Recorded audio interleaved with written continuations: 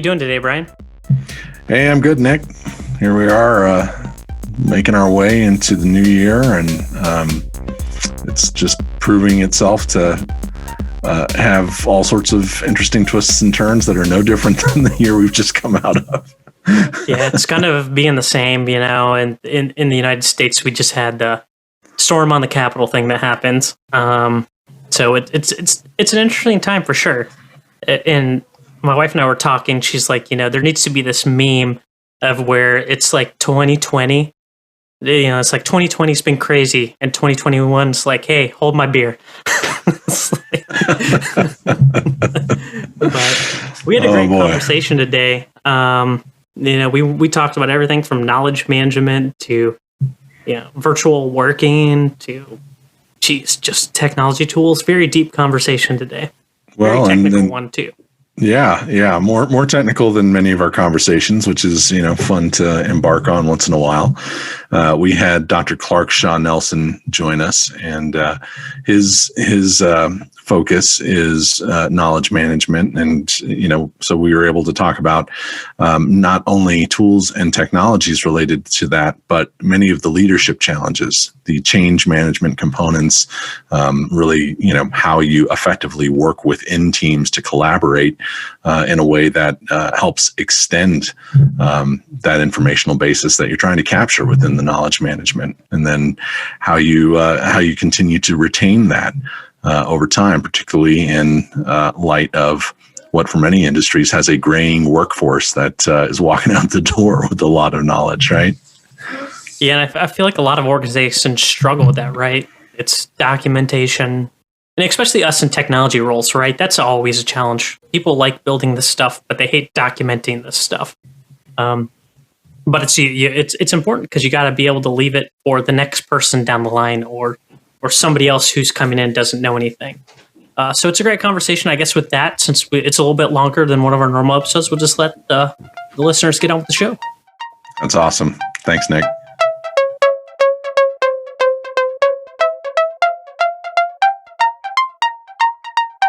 Thanks for joining us for another edition of Lead.exe.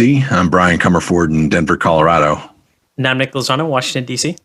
And today we are joined by Dr. Clark Shah-Nelson, who's, I don't even know how to introduce you. I mean, your background is so varied, but we've known each other for a while. And when we first met, you were doing some stuff, teaching German through video coursework, like way back in the day, like pre-streaming kind of stuff, if I recall correctly.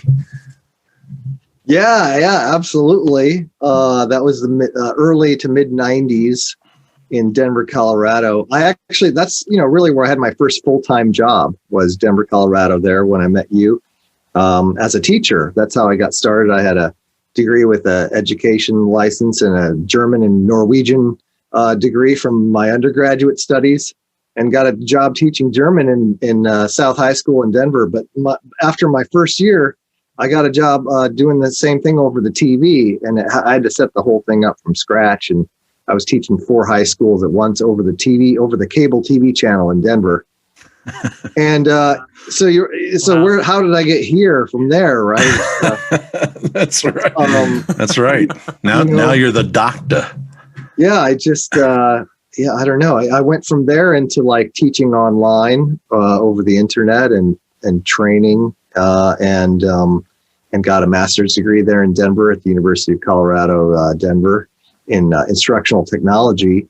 And then at some point I started using that when I was in New York City, and got into higher education administration, essentially.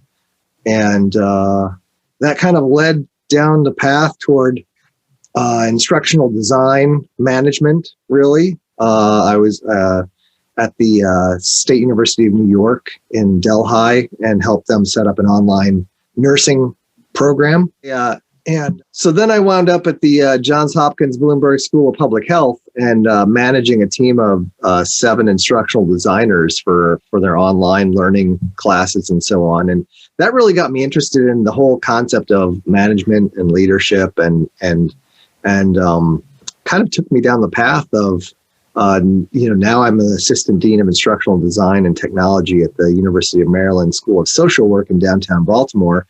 And so I just completed this Doctor of Business Administration program through the University of Maryland Global Campus, which I just found fascinating, learning all about, management, leadership, change management. I ended up kind of going down the path of knowledge management. That's what I did my dissertation on. And knowledge management, specifically with collaborative technologies. Here we are. So, and that's a lot. So thank you for that summarized version of your vast background. So talk to us a little bit about collaborative technologies. What does that mean? Right. So I view collaborative, really it kind of started with Web 2.0 in the late 90s, and the idea that it's not just companies or people pushing out information, but it's people participating and engaging and collaborating to make things, create things. So that includes everything from Google Drive, Google Docs, to all the other Web 2.0 stuff, social media. It also includes, at this point, things that involve artificial intelligence, blockchain, some of these other sort of more cutting edge things. But essentially, to me, and in my dissertation, it's really about the ways people use in their workplace technologies to communicate and collaborate, as well as through doing so, collecting their knowledge and storing their knowledge in a way that it's retrievable. So it includes things like instant messengers, Slack, Microsoft Teams, these types of things as well. Oh, and project management systems. So like Atlassian, Jira, and all these other project management systems that folks use for communicating and collaborating. Yeah, that's great. Yeah, it's interesting that you mentioned that too, because when I think of what you just referenced with change management, certainly in my own career trajectory, the change management component, it's the one that tends to be overlooked or undersized in any kind of implementation around these things. But getting people to now conform to actually collaboratively participate into what effectively needs to be some kind of indexed library of knowledge, right? Versus just a dumping ground of people's digital stuff, right? So I would love to. You can call it digital garbage, Brian. It's okay. We've all cleaned out the employee's computer who left, and it's like, you're like, what is this? That's right. You're like 1,000 unopened emails in their inbox. What are they doing? A Word doc from 1994. That's right. Oh, that's right. And look at this. They've got a Windows 98 startup disk in their top drawer. It's so true, because it's like change management is that's half the equation. And so much of many people's workplace right about now, there are so many who are still really stuck in the 90s. So the 90s was what took us from, typewriters and just computers that were to being networked and being on the internet, right? So I got my first email address in 90, whatever, something. The World Wide Web started coming out in the 90s, right? And so that really was the start of what I would say this sort of new era. But then also, the idea of emails and attachments being the sort of predominant paradigm of business communication, there are a lot of places that are still stuck in that. And really, we're at the next paradigm now, right? Which is using more like instant messengers like Slack and Microsoft Teams, where the more you're using email in your business at this point, the more you're losing knowledge, in my opinion, because there's so much knowledge being shared when you're using email, and much of that just gets lost because people leave, their inbox gets deleted or whatever, and it's not transparent. Mm-hmm. It's interesting that Microsoft with Outlook originally they didn't have an architecture that was designed around, maintaining it like you would a file server. But that's what it eventuated into, right? And simply because of user behaviors. Suddenly that's the architecture that was required to be able to continue to effectively manage Exchange, right? Exchange became a document management system for people. That's right. That's what it is, yeah. That's right. And your inbox is your CMS.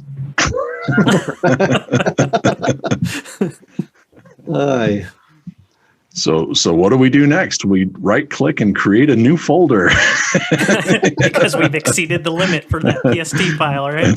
That's right. And eventually you're like, well, wait a second. How these documents are all corrupted? And it's like, well, how many subfolders do you have here? I mean, there's a character limitation at a certain point, right? So how much of it is, like we're talking about teams and everybody's distributed right now. Like in most organizations, people are working from home, considering what's going on. It's beginning of 2021. Who's listening to this and people know what's going on. Like, I'm not going to say the word but so you had organizations that just hurry up and shifted to things like Teams and Slack, and just so they could get their workforce, together. So how do they go about accessing that information in some kind of way where it can become knowledge later? Like, I know people like to save emails, put them in PST so that they can be discoverable later. And some of those things aren't as easy to do when we get to these newer platforms. Yeah, that's such an excellent question. And, this is something that came up in my dissertation as well, because I think what's starting to happen is that, or maybe it was started quite a while ago, but, is the artificial intelligence applications that are coming up that are able to collect all of this material and sort of classify it with ontologies and categorize it and tag it and so on. And that's part of the reason of making sure things are more transparent, right? Is because then you can, when you have things in a Slack channel, or as opposed to a private message or an email, that can then be analyzed and collected, and you can search for it, right? The searchability is really important. And also some of these AI tools are getting better at, they'll make recommendations and say, oh, I see you're looking for information about, how to fix the sprocket or whatever. They're like, there's somebody over in column B who's trying to find that same information. Why don't we put you together? So they'll actually help people find the people who have the knowledge that you're looking for as well, or find the knowledge itself. But by having these, sort of crawlers and AI tools and so on, get better and better at collecting this information and sorting it and tagging it and so on. That's one of the ways that this is happening basically right now. And I haven't seen it in practice. I'm speaking really theoretically from my part. I know that this is going on in companies and that it's already happening. There are a lot of companies that are consulting for this type of thing and providing these types of services and so on. I haven't been in a workplace that's actually using this at this point, but it's certainly an interesting development, I think. Wow, that's wild. Yeah. So when I think of the knowledge base in my workplace, it's very much what you just described, right? Where even from a participatory standpoint, we're able to go in and add meta tags if we see that there's something that should be included for part of the reference of something that wasn't included when it was instantiated. But of course, I work for a large tech company, so there's a lot of people who are searching on exactly that kind of stuff, and it would be kind of silly if we were in a tech company and we didn't have capabilities around automated indexing and that kind of stuff.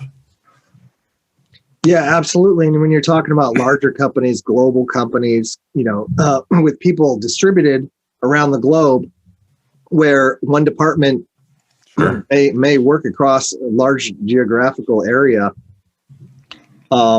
it's really even more important to be able to find that stuff and have it all together in one place, or you're going to waste a lot of time and have a lot of wheels spinning, over and over, like people trying to do the same thing in multiple places. Yeah. Well, I mean, Nick and I don't live in the same geography, and it's rare anymore that we physically interact with each other at all, right? But here we are continually working on collaborative work product, and have our cloud-enabled shares for all these things that we're doing. That's for an enterprise of two. Right. So you start to multiply that by adding zeros to that number. And, there's a factor of complexity that comes along with it. And, part of why I referenced the thing about the change management earlier is particularly if you've already been going down one path, like using email, your inbox and your file structure and your inbox is your storage location for everything. And you're accustomed to, actually attaching files, to emails that get sent rather than sharing out links. There's a degree of behavioral change that goes along with that. I've seen many struggles. So I'm kind of curious. Again, you had referenced change management as being a big component. How does the change really start to begin the transformation? I love that question because it makes me think about, it's something that I've kind of worked with in several of my positions. So in one case, it was sort of rolling out an enterprise wiki and starting to try to get people to use it in a university setting. And, one of the things I learned at SUNY Delhi was the idea of having one group, like in this case, it was the IT group, who they're sort of the champions of this. Like they're going to take care of it and maintain it, and they're going to start using it. And then when people start asking for, information about this, they get a link that takes them to that wiki. And then, so it just starts with sharing out, well, the information is here in the wiki, and sharing that out with other people so that they start realizing, like, every time they're going to ask for this information, they're going to be referred to the same place. So maybe they then start searching for it themselves in that place, right? Right. Using the search box, and save themselves a little bit of time. So that, that's one thing. And then sort of gradually expanding that, like, oh, well, we can set you up an account. You can create your own space in there, and we can help you set it up and that type of thing. And so a very small sort of organic iterative growth in terms of, starting real small with one group and expanding from there and just inviting people to the party. And then, a similar type thing at another position I was in, where there were all these different groups of different teams that were working on a product together, essentially, about 35 of us, and some working at home and some working in the office. And but a lot of it was being managed with a spreadsheet and email, basically.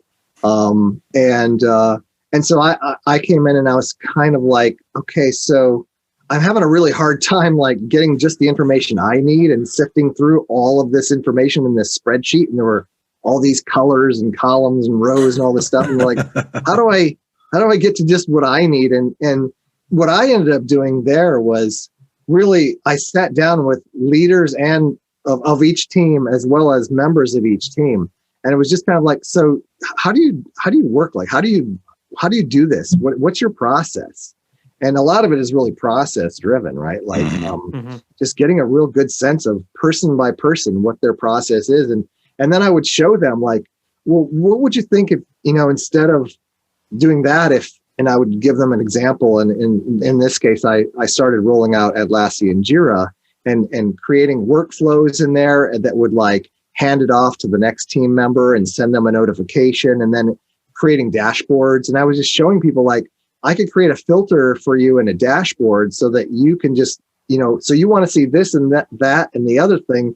You don't want to see these three things over here. So we can make a dashboard and have all of these, custom fields in there, and then you can see just the stuff you want to see when you want to see it.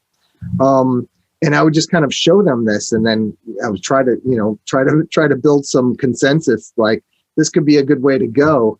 And it was a very slow kind of process of just really a conversation and talking with people and finding out how they work, and then showing an example of what I thought would be a more streamlined way that could also foster communication and collaboration in a way that was just a little bit less confusing, I think.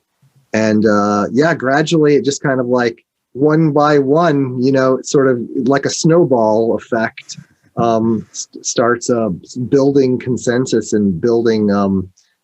And then, I was there for several years, and then I left, and now they're still using that, and they've expanded that and so on. And so, and the same thing with, at that point, when I first got there, they were using AOL Instant Messenger, which was very much just a one-to-one type of thing, right? Yeah.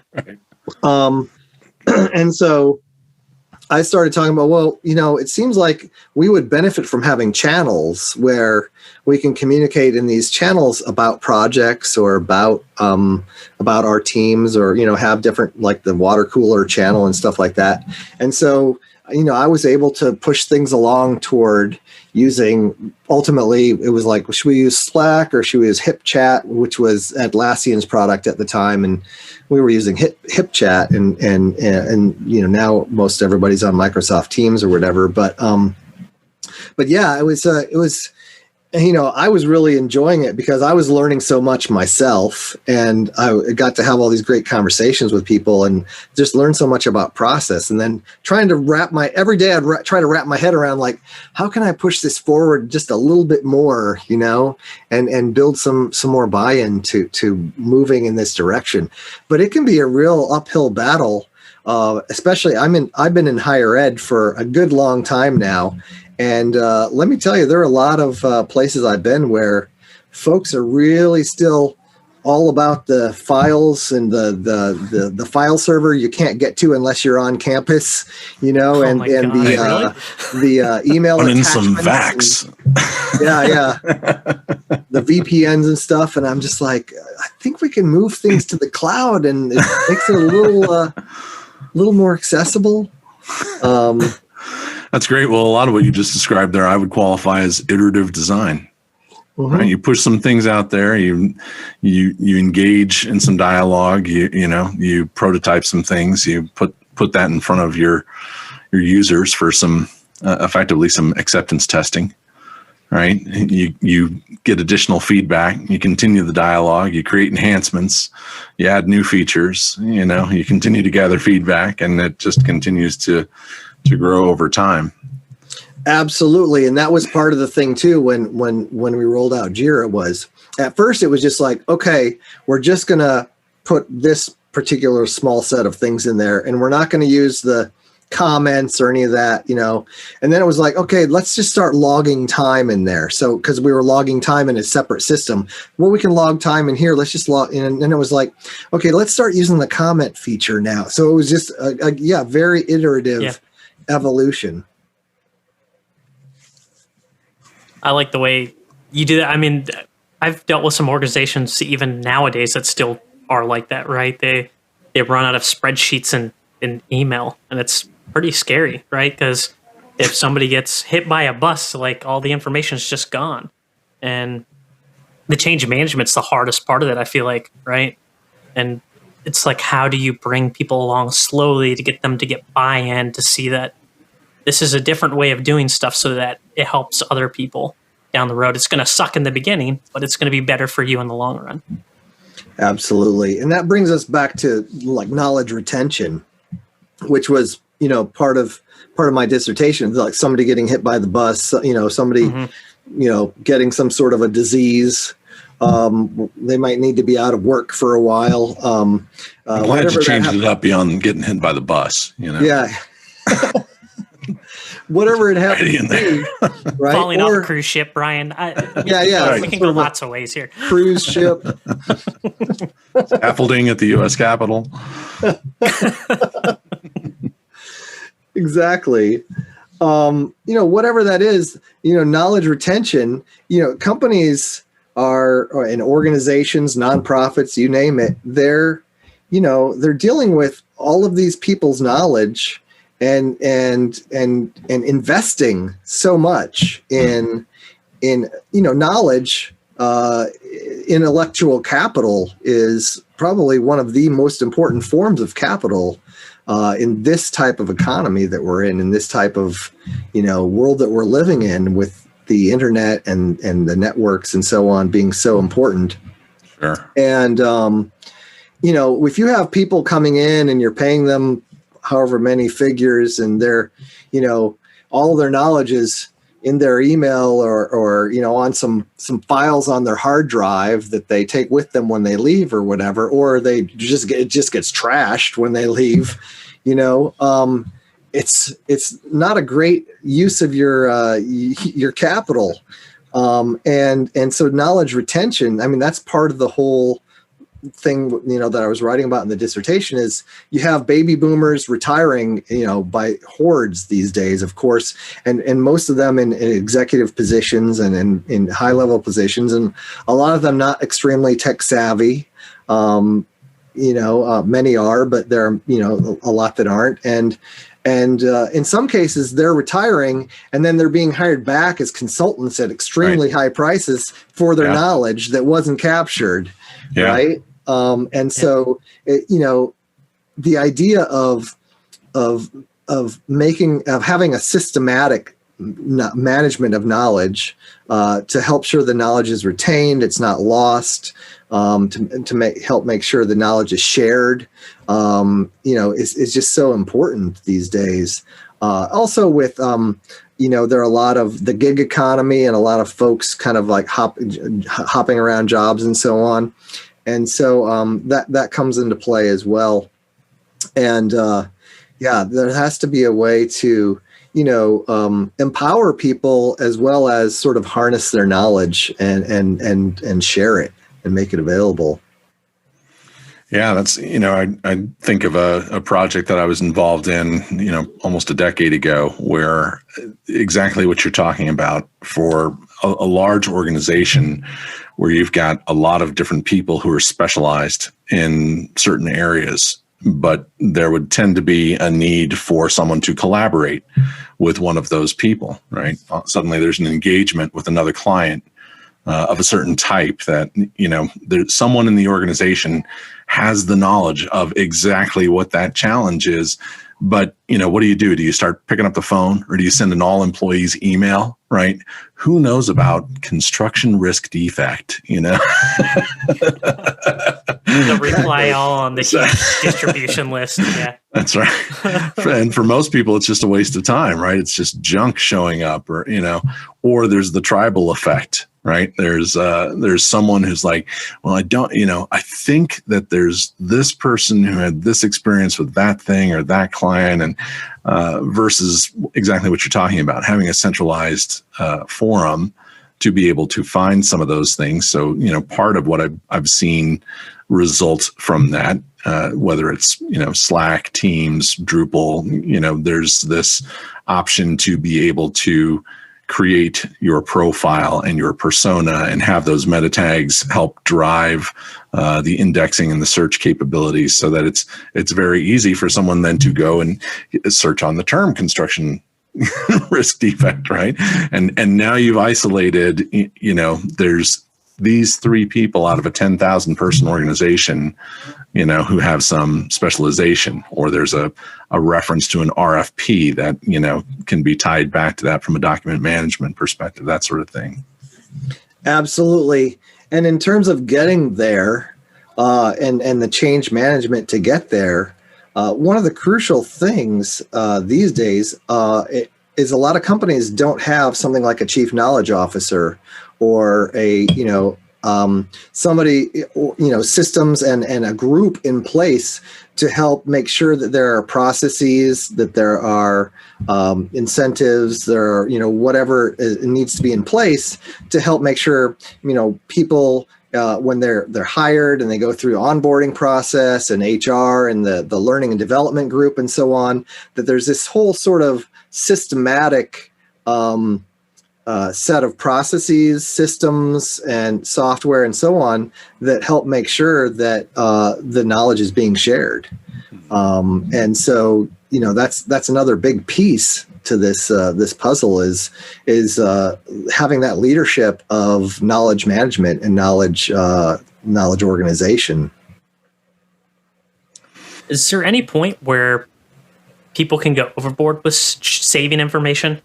Like the classic example I can think of, people who save thing in like a CRM and they save every single little thing, no demand. There's a point where you can dilute it, right? Where the information becomes super difficult to find because people have a tendency just to keep something because they think it might be helpful later. Or even worse, there's rules put in place that actually force those bad habits, right? Oh, there's that too. Yeah. Like you're being tracked by your activities. And so if you sync, one of your emails to your CRM. And I guess that's what I'm getting to, because, even though it just says people, thanks in your reply, and then you've got all the content of your email signature and and how useless is that, right?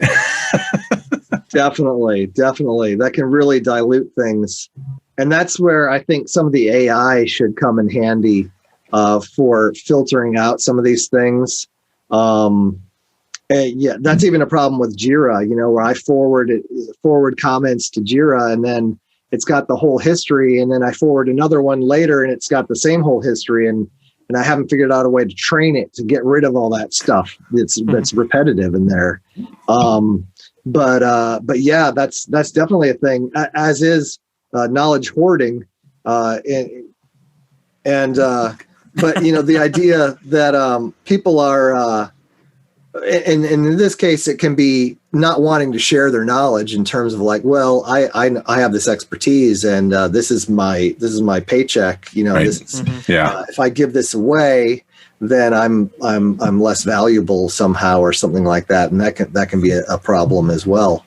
But yeah, I think I think that's a level of maturity in terms of the in terms of knowledge management, and having like a chief knowledge officer and having a group that facilitates this and works with HR, works with the learning and development team and so on, to make sure that people are trained and you can identify good practices from not so good practices in terms of what you save, what you don't save, what you share, what you don't share, that type of thing.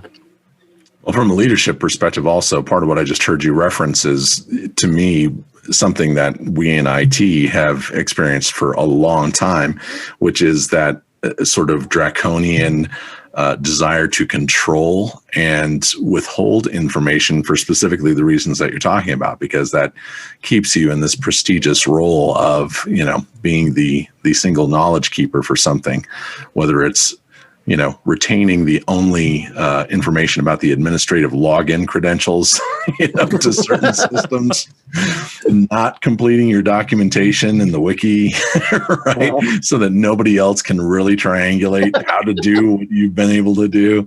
And all of those things, those are factors of leadership around this, right? It's more than change management. It's actually having the effective leadership, kind of what you're referring to with the SKO. Or the CKO, to have, really that establishment of trust, the working agreements between your team members, that this is a safe environment. Actually, we all get better by having access into the same information. Yeah, it's going to come down to culture a lot, and leadership certainly determine a lot of the culture of the organization. And if the leadership is prone to keeping things not very transparent and not sharing and so on, you'll definitely see that filter down. That's, what is it? Culture eats. I'm trying to think of that quote. Culture. Now I can't think of it all of a sudden. It'll come to me eventually. Culture eats. Come on, you got to know this one. Culture, I'm going to Google it. Culture eats strategy. Yeah, culture eats strategy for breakfast. So I'll start it over again. culture eats strategy for breakfast. Well, and I'm glad that you bring up strategy, because I think strategy is, from kind of earlier in our conversation, as we were talking about, what are some of those challenges around change management and getting that behavioral change to take place. It's exacerbated even further when you've got this duplicity of systems, right? Where there's, you've got 5 different project management systems, depending on which team is using them. And of course, then you've got the emotional defensiveness that comes along with, well, but we're software developers, we have to use Trello, the Microsoft project can be used for the, operations team over there. And then of course, you've got your other folks who are saying, well, we do everything from, Agile principles, so we have to have Liquid Planner, and right. It makes it even harder then to come to the table and say, look, there's got to be some degree of standardization, because I imagine, you're getting the same challenges around dilution, the more systems that you have in place. And now you've got things spread all between a variety of systems. So I want to ask you about this, because in my own prior history in tackling this challenge, we spent time putting together an information architecture strategy, right? And what that looked like was, how are we going to be able to phase this over time? And so it's not, we're going to shoot the moon right out of the gates and we're consolidating all these things and, it will be this, it's more of a, again, from an iterative approach, we're going to stair step this so that we're gradually consolidating out all of these different sources. And then here's all of the value that comes along with that every time we make one of these transformational changes. And so from my perspective, being able to have those milestones in that strategy that clearly demonstrate back to the workforce, where is the value in making these behavioral changes? Then suddenly, it's more of a pull versus a push, right? Yeah, absolutely. So I'm kind of curious. I mean, from your academic wizardry, is that is that an approach that's on target, or is that? It sounds like it to me. All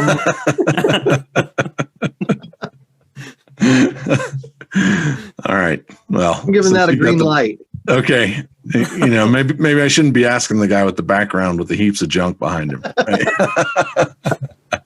Well, every now and then I just keep looking back there to see what's back there. I was like, I see 2 big gulps, a Walmart bag. I mean, there's all kinds of stuff going on. There's some gems, man. I was wondering what's on that sweater. A TV on a cart. Yeah. I mean, that's talk about knowledge management, right? That is actually effectively an approach for knowledge management right there. Stack it up. Fill every empty space, right? Just toss it. Toss it behind you. Toss it in there. See where it lands. No, I think, and I think what you were talking about too, I think, well, sort of going back to the various systems you were talking about, that to me is kind of, again, where AI comes in terms of allowing groups to continue using the tools that they want to use, but having this layer on top of that, it's like, well, you can continue, you use Microsoft Project, use Trello, use Teams, whatever, Jira and so on. And then having this layer on top of that can still gather all the stuff and sift through it and sort it and tag it. I was at some webinar the other day, like a knowledge management webinar, some product, I don't remember what it was called, but it does something like that and also like translate stuff. So, for a global company across borders. And of course, these automated translations can leave something to be desired, but at least it's a starting point, right? I mean, I'd rather start from some sort of a machine translation than me trying to read Spanish. It just doesn't work. So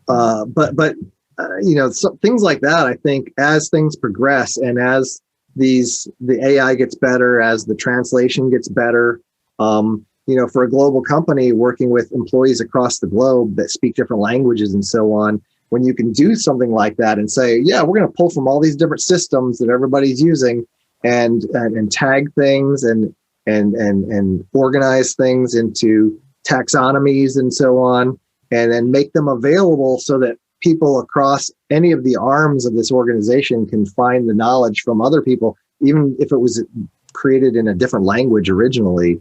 It could be really powerful.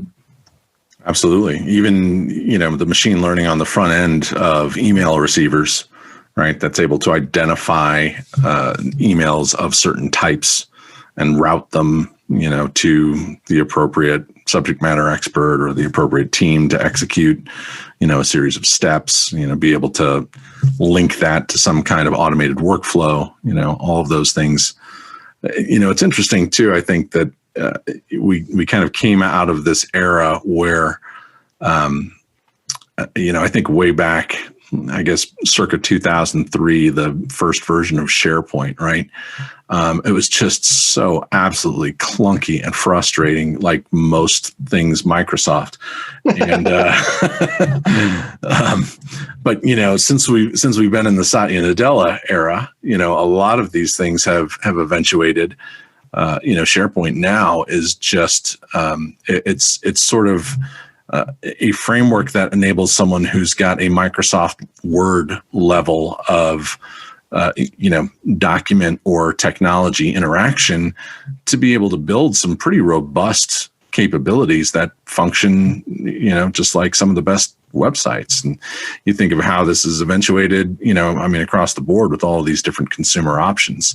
It's easier now than ever before, I think, to put something together very quickly, and certainly for companies that are newer, that are starting in the cloud, right, or have the option to start in the cloud. There's just a lot out there that enables you to very quickly put something together that ultimately gives you the same kind of infrastructure as an enterprise class system with something that is all effectively consumer grade. Yeah, it's it's coming a long ways pretty quickly. And I love to watch Microsoft try to catch up to Google with their technologies and tools. And I saw that not too long ago, Microsoft was one of their they have a big new knowledge management project they're working on. I forget the name of it. But that'll be interesting to keep an eye on, I think, as well.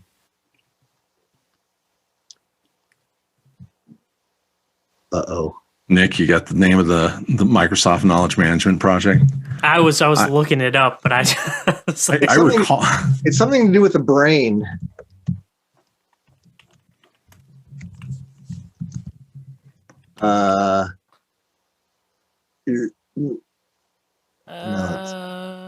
Cortex. Project Cortex. Oh, Cortex. Cortex, yep. Yeah. There we go. Project Cortex, which I guess was happening actually already in November 2019. But I haven't heard that much about it. I mean, you'd think this year, 2020, I guess a lot changed. Yeah. Well, and I'm sitting here thinking about Microsoft has done a pretty interesting concept in a lot of major municipalities, rolling out these Microsoft Technology Centers, right? These MTCs, where you can go in and it's effectively a showroom of all of these different things, of their chatbots, of telemetric driven AI and IoT. You've got whole showrooms where you can see exactly what a collaborative setup might look like. That's different between a home office, a physical office, a remote workstation, a kiosk, and kind of do these trial runs or bring in your actual workforce to go through some scenarios. And, since the pandemic, it's the kind of thing where I kind of wonder, Yeah, I wonder how much activity is going on with a lot of those. It's a great concept, but collaboration has become far more virtual in just the last 10 months. Oh man, yeah, and I hate to say I love the pandemic because there's so much pain and suffering that it has brought, but at the same time, I kind of like that it forced everyone to have to work virtually. And I kind of want to, say, hey, to all those HR people or leaders who are like, no, you can't work at home. That's never going to work. That you won't get anything done, and all that, all that shade that was thrown on virtual teams, on working from home, on so on by so many people for so long. And now it's just kind of like, still works, actually working pretty well. We're getting a lot done here. You're about to get Nick fired up. Yeah, I mean, if anything, it's just accelerated it, right? Now you can look at people can look for jobs and see that remote work is there, and it works. I mean, leadership is leadership, whether people are in front of you or somewhere else. That's exactly right. Yeah. Yeah. Yeah, and we have the tools. I mean, with screen sharing and mouse control and all that kind of stuff, like, even before the pandemic, I mean, my team, we do a lot of support, end user support for Blackboard and academic technologies and so on. And already almost all of our interaction with clients or with students and faculty was over Zoom or, using video conferencing and screen sharing, because everything we need to do, we could just do using that. And so there's just, I think that it really drove people to kind of finally realize that. And the great thing for me is that there are less people who are like, oh, we need training on how to do video conferencing. It's like, nobody needs training on video conferencing anymore. We're all set. Got that. That's been the great thing. I feel like with this whole situation is that people have been willing to look for the answer themselves initially before they reach out for help from an IT desk or something like that. Like you said, now everybody knows how to use a Zoom or a WebEx or a GoToMeeting or something like that. They're all the same. Yep. Yeah. Well, it's funny, in recent years, with some of the organizations that I've worked with, we've talked about these things that you are a tech and data company, whether or not you recognize it, whether or not you believe that is a central part of your business. You are. That is part of what you do. And part of what comes with that is a need for everyone to exhibit some degree of technical maturity. And again, if there's, sort of a happy accident that's part of the fallout of the pandemic, it is that it's forced everyone into that. It's possible that you could not get the support that you needed for your technical challenge. And, we're forced down the path of having to spend some time doing a little bit of research. And so it's, I think, also helped elevate some of the confidence that people have had around the various tools that ultimately are just, they're, as Ray Kurzweil has talked about with the singularity, right? I mean, we're not getting away from it. We're only deepening it. So better skill up now. No doubt. Yeah. And it, like Nick says, the ability for talent to be able to work virtually, or especially more even for the organizations to be able to hire talent from a pool, a worldwide pool, or at least a nationwide pool, as opposed to only those who are willing to, pull up everything and move to Baltimore or wherever that happens to be. Right? Oh, yeah. It just seems so unnecessary, considering that most people actually do work at a computer where they could be anywhere. And sure, I get there's some synergies that happen in a lot of teams and face-to-face teams and so on. And that there can be, an energy and a synergy that happens. And I'm all for hybrid and hybrid teams and everything like that. But I think the lesson here is that we can do a lot more virtual than we thought we could, or that many people thought we could. We could save a lot on travel and on, putting carbon into the air from executives flying all over the place all the time, and things like that. Well, it's interesting. One of our most recent guests was from Atlassian and, in fact, was overseeing these physical workspaces, right? And part of what we talked about was, we haven't even begun to see the fallout that we're going to see from commercial real estate in the first couple quarters of 2021. And, part of what correlates with that also is all of this urban flight, right? People who are like, we had a house up in the mountains and it was the place that we could only get to 4 times a year.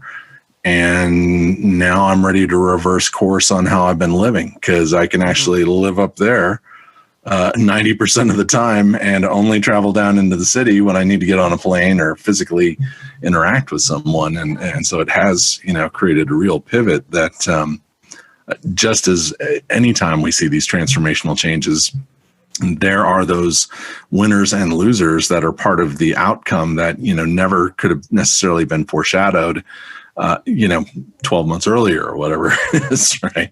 Prior to the displacement. Yeah, absolutely.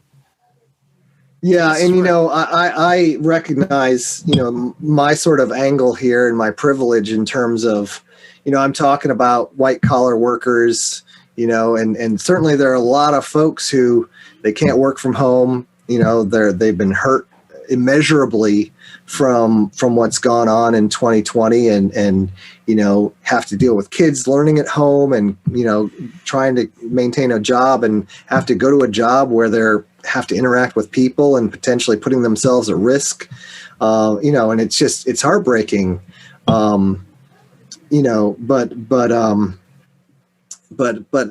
I guess the part of it, in terms of the folks working in offices, at the computer and so on, I think it's a big sea change for those folks. Yeah, I think well said. Sorry to bum. No, you're fine. I think it's a valid point because not everybody's been able to work from home. Yeah. I used to work in the restaurant industry, and I think of what I would have been doing now if I was still in the industry. Who knows? I probably wouldn't be working. Yeah. But as we're coming to the end of our interview here, we always ask our guests, do you have a book or a piece of media that's had a big impact on you? A book or a piece of media? Okay. Yeah. Well, what comes to mind, I'm not a big reader, as you can tell. No, but one of the books I've been reading, when I do, on the very rare occasion I read, is called Zen in the Brain. It's a big fat book. It's on neuroscience and meditation and so on, by James Austin. And he actually has authored a whole bunch of books. And I ended up buying a bunch of them, and I haven't read yet, that are all in this sort of series about neuroscience and meditation in the brain. And I find it fascinating. I think it's another, and I was looking through the tags on your podcast, and I see meditation and mindful leadership and some of these things. And I'm thinking, all right. So I'll drop a little of that in there too, because I think that's a big influence it's been a big influence on me in my life. And this book is, it's a big, fat, thick book, Zen in the Brain. And he's written, like I say, 4 or 5 others as well that are also very huge. But it goes into like all kinds of these different states of mind and the neurobiology of what's going on in the brain during meditations, different states and so on. And it's pretty fascinating stuff. So that's kind of that's something that I've been reading. I don't know if it's that inspirational per se, but it's something that I've and it doesn't have anything to do necessarily with leadership or technology per se. But there's that. No, that's great. We paint those subjects in broad strokes. So I'll just say that any book that's got Zen in the title it's probably too long if it's more than 12 pages.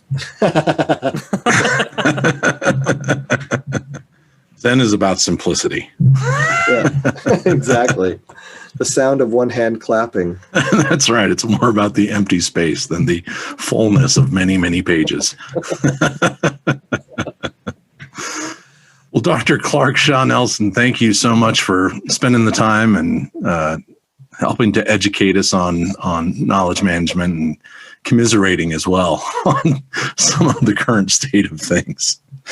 Yeah, thank you, Brian and Nick. I appreciate having the opportunity to talk with you and hear some of your takes on some of these topics. Yeah, it's been a pleasure having you, and hope to continue the conversation. It'll be interesting to find out kind of what's next for all of this. And really, within a couple of years, I think we're going to be seeing so much advances in the maturity of AI and ML. Then again, we'll see a whole next wave of innovation resulting from that. Absolutely, and then post-COVID. Going to be a whole set of new. I think there's going to be a lot of innovation, a lot of creativity coming, and of course with the environmental disasters going on around us as well, there's going to be a huge shift. So I don't know. I just started up a whole new thing there. We're signing off, not starting a new chapter here. Well, it'll force our hand to bring you back. How's that? There you go. Love it. Thanks, Clark. Hey, thank you.